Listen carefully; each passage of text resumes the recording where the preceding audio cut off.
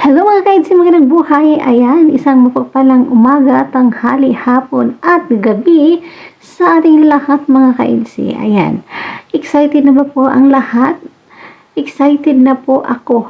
Ayan, siguro naman hindi lang ako nag-iisa ang excited. Kasi nga po, sa papalapit na paglipat nila ni Beyonce sa kanilang mansyon na matatandaan po natin na nakatira sa kasalukuyan sina Beyonce sa tabing dagat.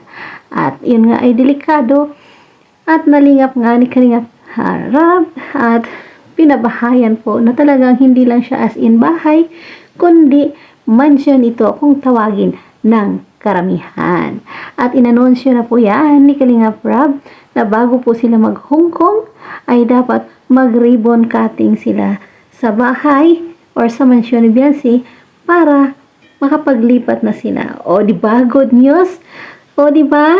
So, mga bashers, ito po yung napapala natin habang papalapit ang kanilang pag-Hong Kong. Ayan, so marami tayong aabangan kasi magre-ribbon cutting at alam ko na grabe ang daming naghihintay nito. Biruin mo, isang labandirang estudyante na hirap sa buhay ay nagkaroon ng isang mansyon sa loob lang ng isang taon. Grabe talaga mga kalingap, diba?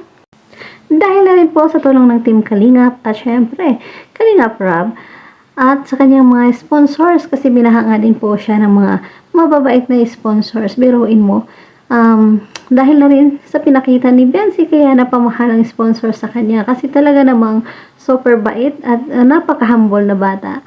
Hindi nagbabago at talaga namang katapat-dapat siyang tulungan. So makita naman natin ngayon kung paano nag-iiba or gumanda ang buhay mula nung napunta siya sa Kalingap. Syempre, ang kanyang hobby, kasama niya yan palagi. At marami tayong aabangan, kaya huwag nating kaligtaan. Ayan, abangan po natin ang mga upload ni Kalingap Rab.